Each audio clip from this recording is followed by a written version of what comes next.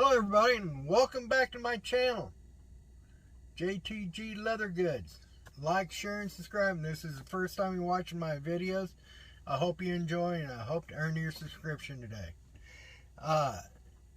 This is going to be an educational thing. There's been a lot of controversy on stitch lines and things you can use, and chisels, rollers, whatever works best for you. But I'm going to show you on how to use a roller the proper way. Some people instruct on you, they stay away from this because it's kind of advanced leather work, so to say. But that's the way I learned how to sew, literally. So instead of doing the baby steps on setting my stitch lines, I learned how to feel the prick on the back of my finger to set a good stitch line. And I got fairly good with it over the years. Plus, that's the way I was taught. So, the roller that I'm using is a 6mm roller. Has little tines on it. Just stitch it. And it just kind of rolls. That's what I call a roller.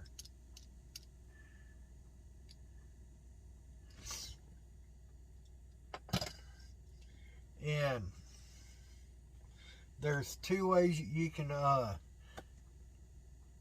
set your line for your stitch.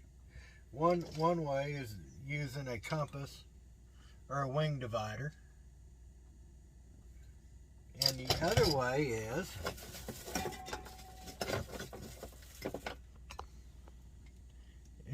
to use what they call a groover, which sets a groove line into the leather. Which the benefit of that is if you have a tendency of getting snagged or something, you ain't gonna snag hopefully you ain't gonna snag out your line and put your stitch line below the surface of the leather. And this, I think, I don't know if you can see it or not.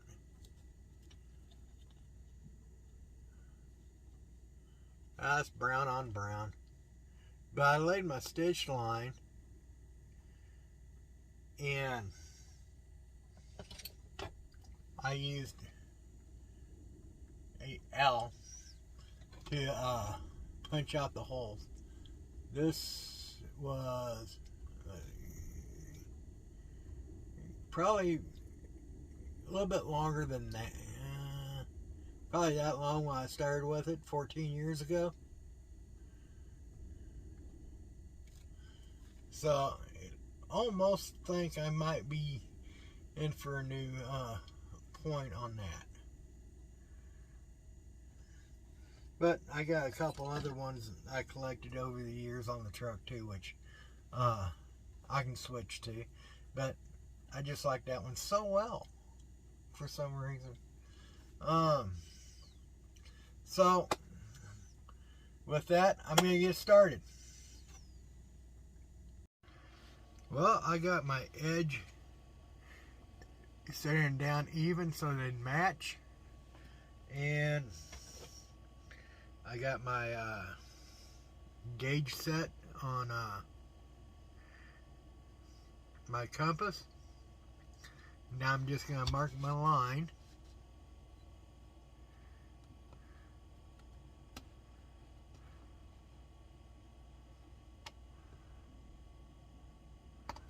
There's my stitch line.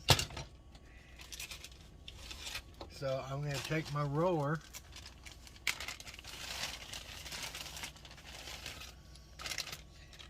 This is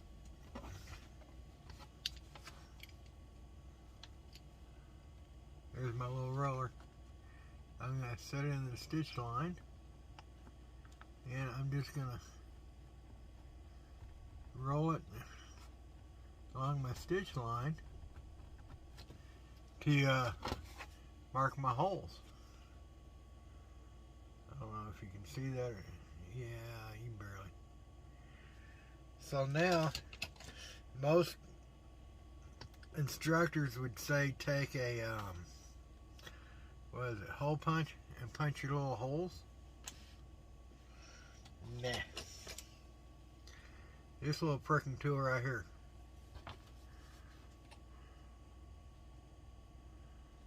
I always, so I can keep an even line, I got a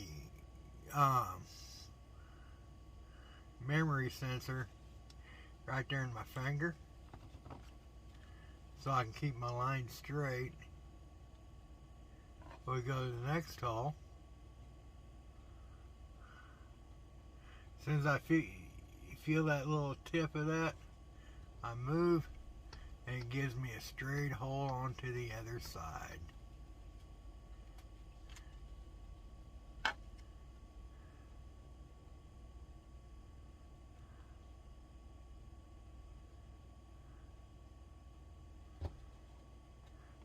I just continue right on down the line, either with a sewing needle in hand for a saddle stitch, or just make all my holes, then come back and saddle stitch it.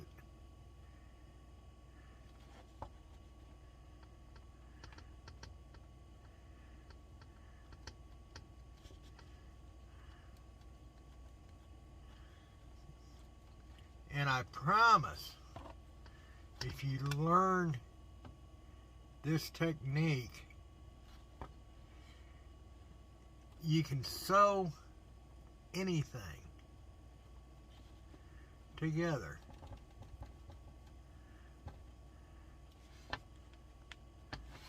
You can even see on the back side how straight my line is.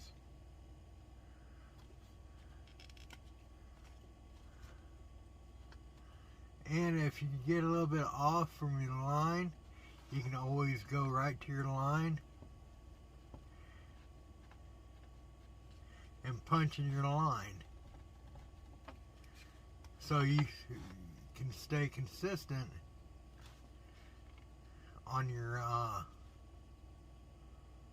line. And if you're using a groover, and if you go out of the groove with this, you just punch it through the groove.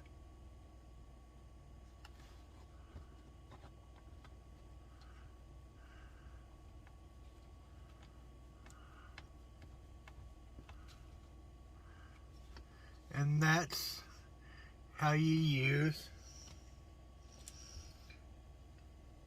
this rotary tool to set a stitch line.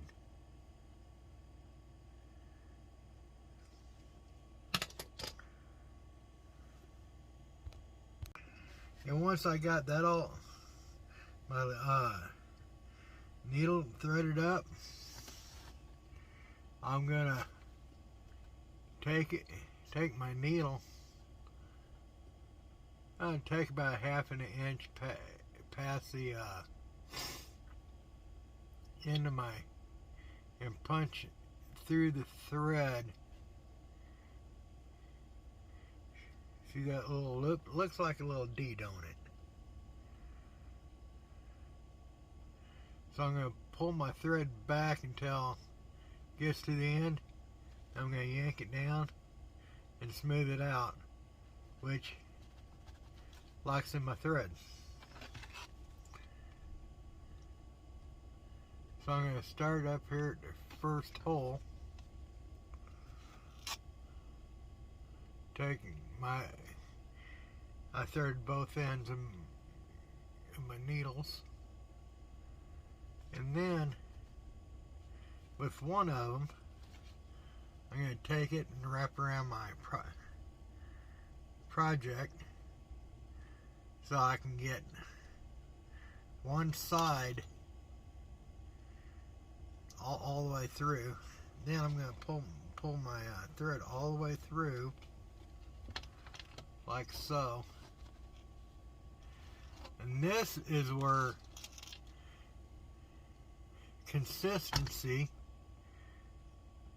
to keep from Robin Hooding my thread, I take it in at an angle from the top, and I punch down, missing my thread, and then I just go ahead and repeat the rest of it,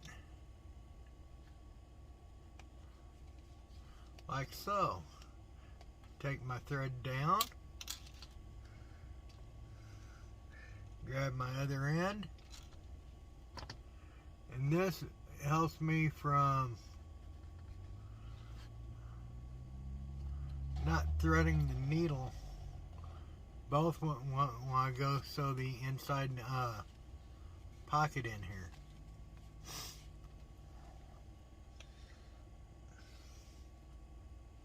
Go through, all the way through. Ha! There went my light. And aiming up to miss that thread. Pull it taut, and just repeat the process all the way down.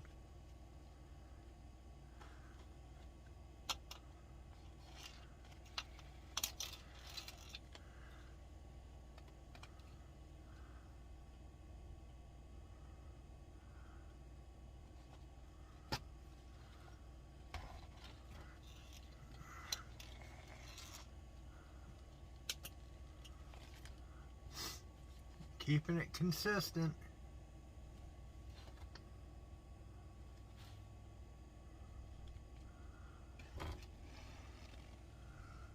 Lock it down on my fingers.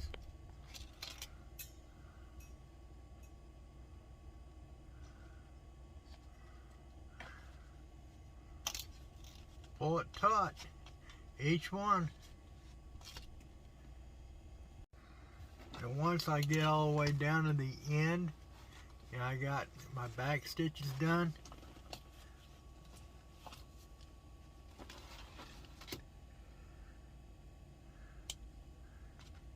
get out a knife and pull the thread across the knife. If you try to cut into with your knife, you might cut your project.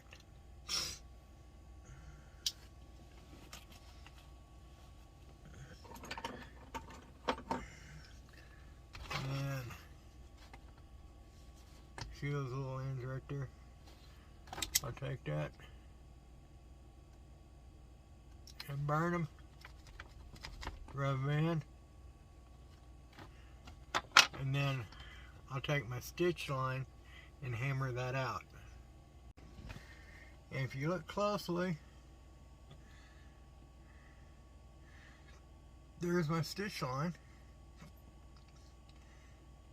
and you can see how consistent it is, even on the back. And that's how I use a roller and do a saddle stitch.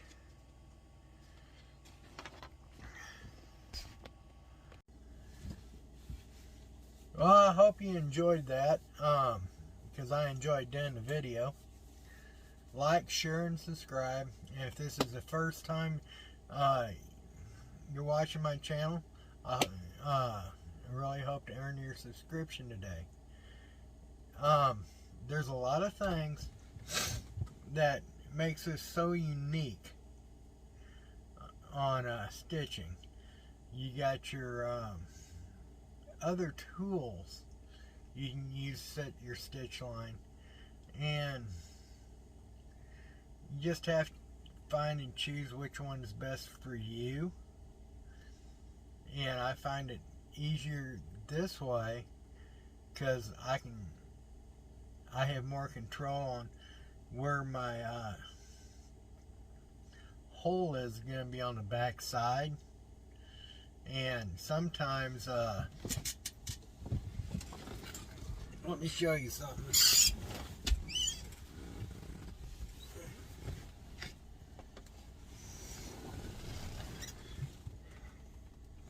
Got a real nice stitch on the front side of this. You can see it. And if you look on how crooked the back stitch is. And I did that with a drill. Only reason why I used a drill on that is because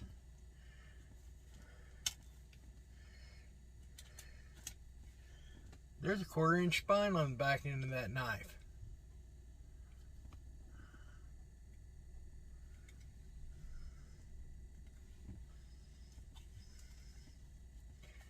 And I added a ferrule rod with a compass on it for starting fires. And I got coarse and fine stone in there for if I need to sharpen my tools.